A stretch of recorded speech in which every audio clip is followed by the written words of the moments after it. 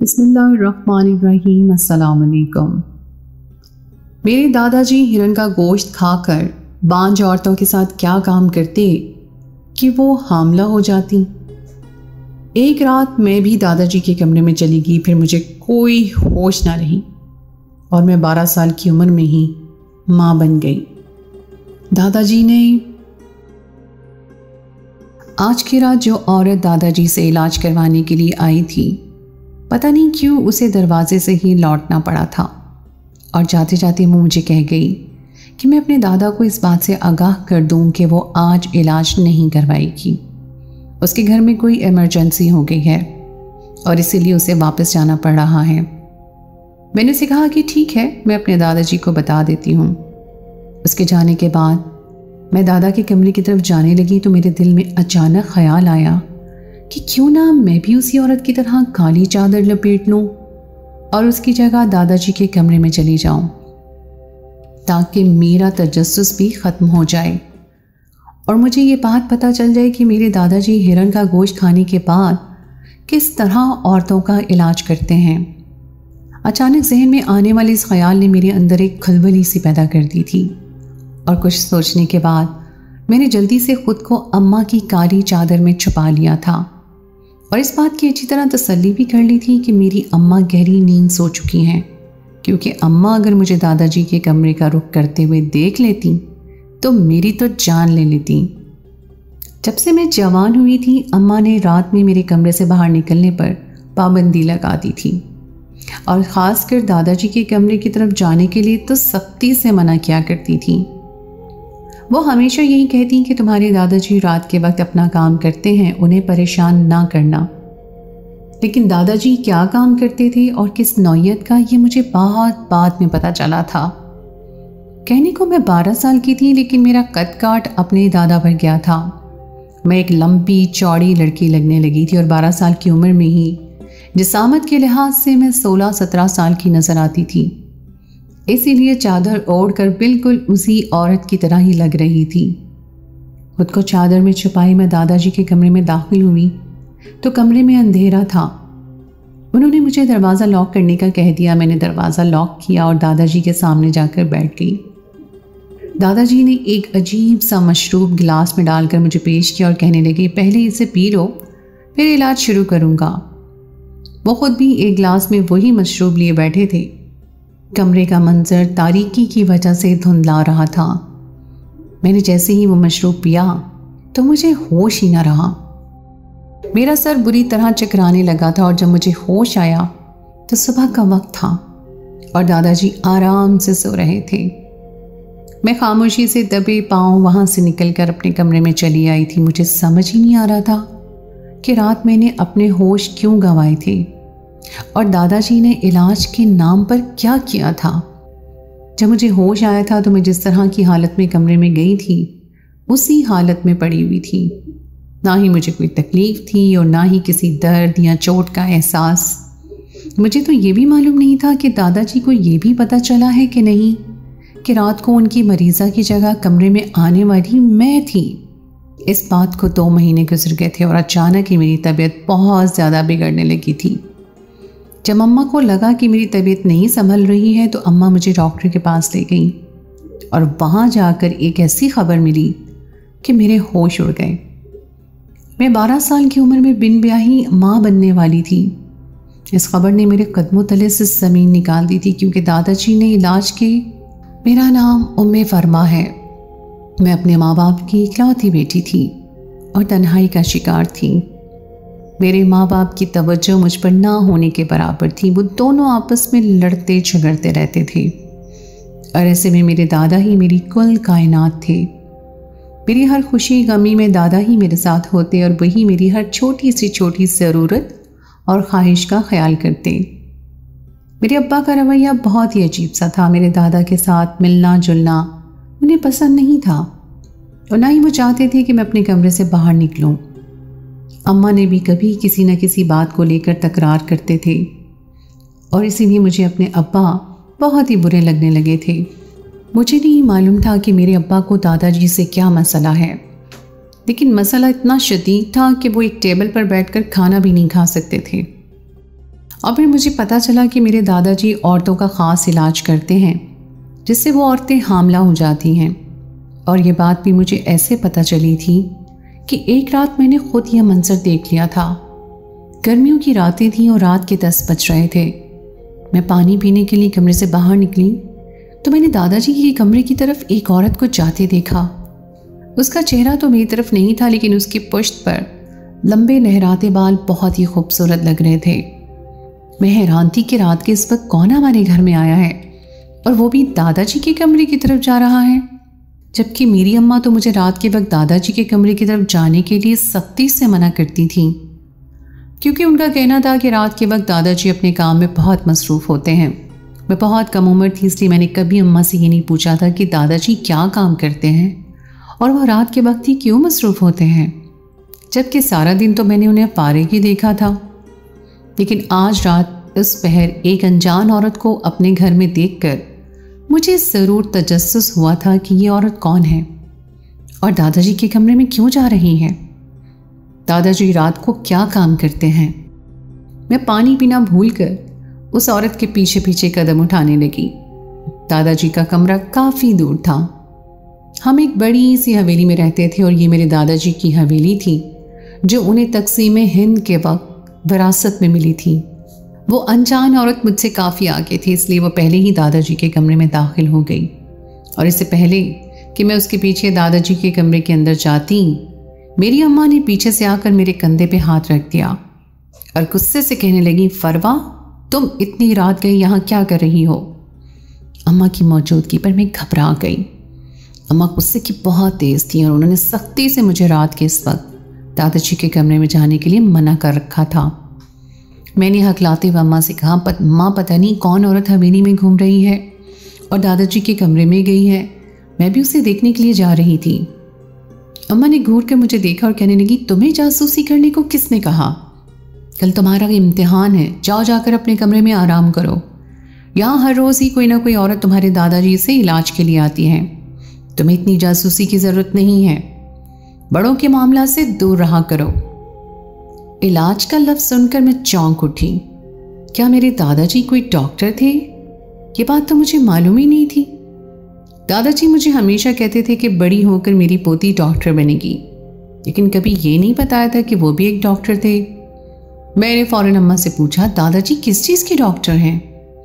मेरे सवाल पर अम्मा ने मुझे खा जाने वाली नज़रों से देखा और कहने लगी, परवा, तुम ज़्यादा नहीं बड़ी हो गई? हर बात पर एक नया सवाल पूछती हो। तुम्हारे दादाजी औरतों का ख़ास इलाज करते हैं। अब अपने कमरे में जाओ और आराम करो। अम्मा ने जिस तरह दो टोक लफ्ज़ों में मुझे जवाब दिया था, मैं जान गई थी कि अब वो मेरे किसी और सवाल का जवाब नहीं देंगी। इसीलिए मैं खामोशी से अपने कमरे में आ गई। लेकिन सारा वक्त मेरे दिमाग में यही सवाल चलता रहा कि मेरे दादाजी का डॉक्टर हैं, तो मुझे क्यों इस बारे में पता नहीं है। मैंने सोच लिया था कि अगले दिन मैं अपने दादाजी से इस बारे में खुद ही पूछ लूँगी। मेरे दादाजी मुझसे बहुत मोहब्बत करते थे और मैं जानती थी कि वो मेरे हर सवाल का जवाब देंगे। अम्मा की तरह मुझ पर गुस्सा नहीं होंगे।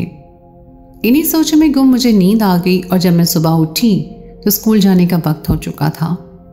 दादाजी तो मेरे स्कूल जाने तक भी सोकर नहीं उठते थे, इसलिए मैं उनसे मिले बगैर ही स्कूल चली गई थी। मेरा इम्तिहान बहुत अच्छा हुआ था और जब मैं स्कूल से वापस लौटी तो दादाजी हवेली के बरामदे में ही झूले पर बैठे थे। मुझे देखकर खुशी से चहकते हुए दादाजी ने मुझे अपने पास बिठा लिया और प्यार करते हुए मुझसे पढ़ाई के बारे में पूछने लगे। लेकिन दादाजी को देखते ही मुझे रात वाली बातें याद आ गई थीं। मैंने फ़ौरन दादाजी से सवाल किया कि दादाजी, अगर आप डॉक्टर हैं तो मुझे आपने पहले क्यों नहीं बताया? मैं भी बड़ी होकर आपकी तरह ही डॉक्टर बनूंगी। मेरी बात सुनकर उनके चेहरे का रंग बदल गया और वो कहने लगे, फरवा, तुम्हें ये बात किसने बताई है कि मैं डॉक्टर हूँ? मैंने फ़ौरन जवाब दिया कि कल रात जब आपके कमरे में इलाज के लिए एक औरत आई थी तब मैंने उसे देख लिया था और फिर अम्मा ने कल रात को ही मुझे बताया कि आप डॉक्टर हैं और औरतों का इलाज करते हैं। मेरी बात पर दादाजी के चेहरे पर एक मुस्कुराहट आ गई। वो कहने लगे, हाँ, तुम्हारी माँ ने तुम्हें ठीक बताया है, लेकिन मैं तभी डॉक्टर नहीं हूँ बल्कि एक तरीके का रूहानी डॉक्टर हूँ। इसलिए ये बात बहुत कम लोग जानते हैं और मैं नहीं चाहता कि ज़्यादा लोगों को इस बात का इल्म हो। रूहानी डॉक्टर ये लफ्ज़ सुनकर मैंने पहली बार सोचा कि ये लफ्ज़ तो मैंने पहले कभी नहीं सुना। इसलिए मैं हैरानी से दादाजी को देख रही थी। लेकिन इससे पहले कि मैं इस बात की तह तक जाती, मेरे अब्बा अपने कपड़े की दुकान से दोपहर के खाने के लिए घर लौट आए थे। अब्बा को देखते ही मैं यूनिफॉर्म तब्दील करने के लिए भागी, क्योंकि मैं जानती थी कि दादा को अपने सामने देखने के बाद अब्बा का मिजाज बिगड़ जाएगा। पता नहीं अब्बा को दादाजी से क्या मसला था कि उन्हें देखते ही अब्बा का मिजाज खराब हो जाता, और वो मेरे और दादा के ताल्लुक को भी पसंद नहीं करते थे। अम्मा और अब्बा का आपस का रिश्ता भी बहुत ही पेचीदा था। मैंने उन दोनों को हमेशा ही लड़ते झगड़ते देखा था, लेकिन अब तक मैं उस झगड़े के पीछे की वजह जान नहीं पाई थी। मेरी अम्मा बहुत नेक थी। मैंने उन्हें हमेशा दादाजी की बहुत खिदमत करते देखा था, लेकिन अब्बा ना ही दादाजी से कोई बात करते और ना ही कभी उनका ख्याल करते। हमारे घर में रुपए पैसे की कोई कमी नहीं थी, लेकिन रिश्तों में एक अजीब सा तनाव महसूस होता था, और इसी वजह से मैं ज़्यादातर अपने कमरे में बंद रहती थी। लेकिन दादाजी मुझसे इतनी मोहब्बत करते थे कि मैं उन्हें देखती तो वो फ़ौरन दौड़ कर उनके पास चली जाती, जबकि मुझे अच्छी तरह ये बात मालूम थी कि मेरे अब्बा को मेरी ये आदत बिल्कुल पसंद नहीं है। अब जब मुझे पता चला कि मेरे दादाजी एक डॉक्टर हैं और मुझे अपने दादाजी और अच्छे लगने लगे। एक रात अम्मा खाना तैयार कर रही थी। मैं बावर्ची खाने में पहुंची तो सामने दादाजी का खाना अम्मा ने ट्रे में लगा दिया था, क्योंकि दादाजी और अब्बा एक साथ एक टेबल पर बैठकर खाना नहीं खाते थे।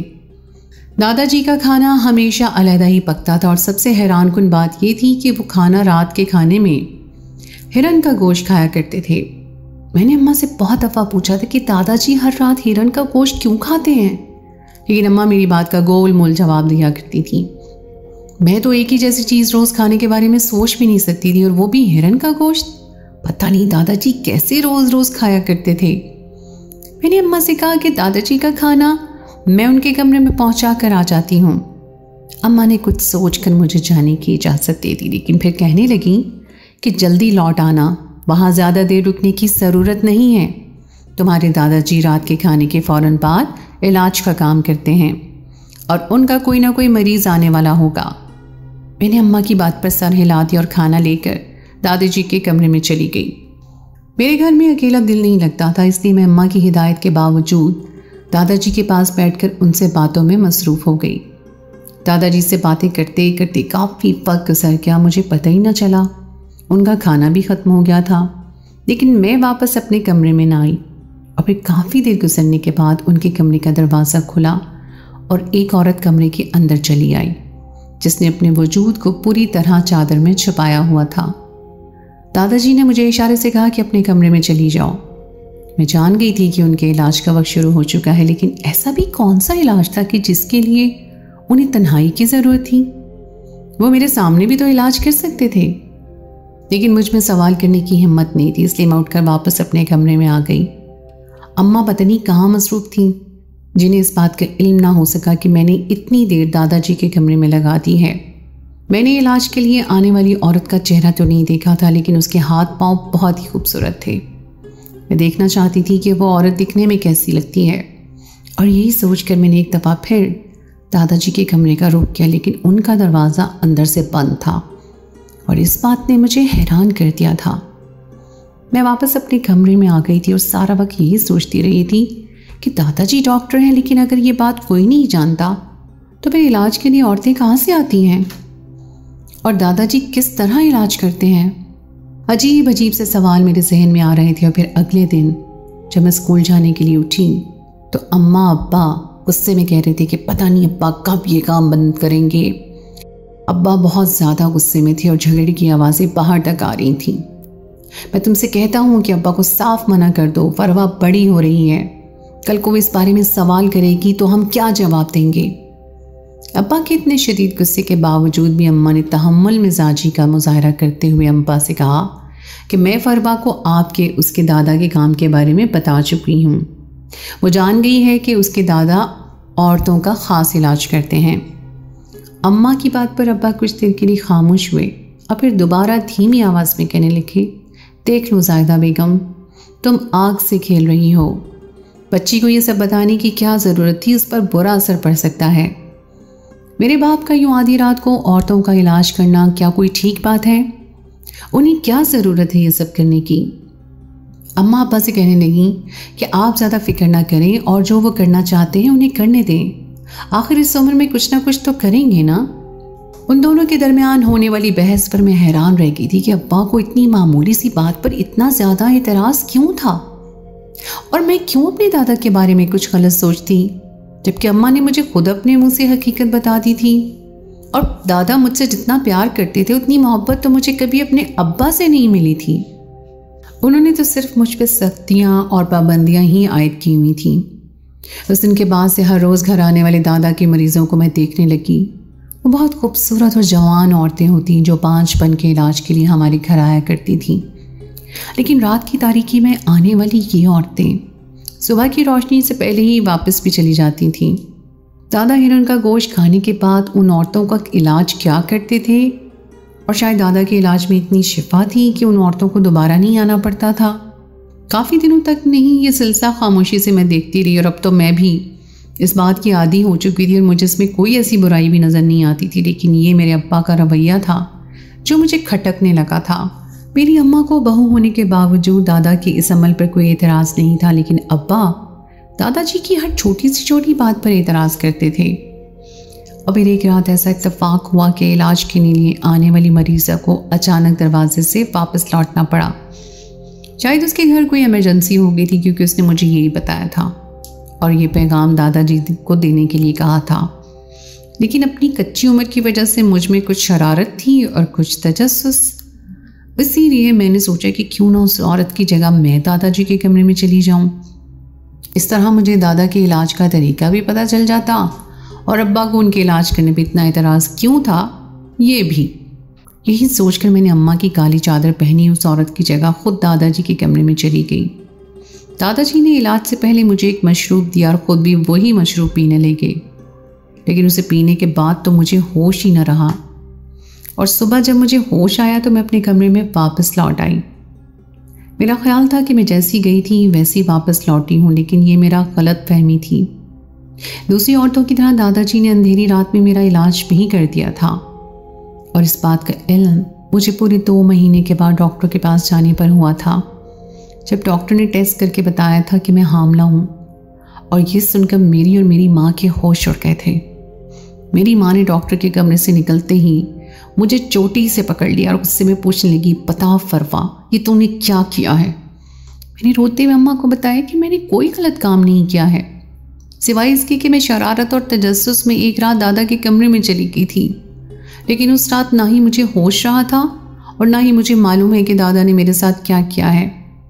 ये सुनकर मेरी माँ ने अपना सर पकड़ लिया और कहने लगी, मैंने तुझे कितना मना किया था कि रात के वक्त वहाँ नहीं जाना, लेकिन तुझे तो मेरी बात समझ ही नहीं आती।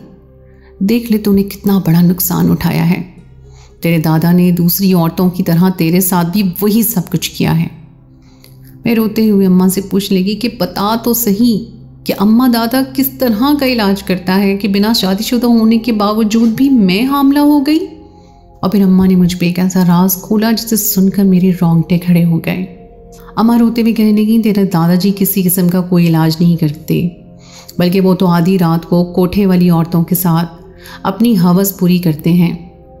मैं तुझे तेरे दादा के किरदार के हवाले से कोई गलत बात नहीं बताना चाहती थी, इसलिए मैंने झूठ का सहारा लिया ताकि तू खामोश हो जाए। लेकिन मुझे क्या मालूम था कि तू इतनी बेवकूफ़ है कि आधी रात को खुद उन औरतों की जगह पहुंच जाएगी।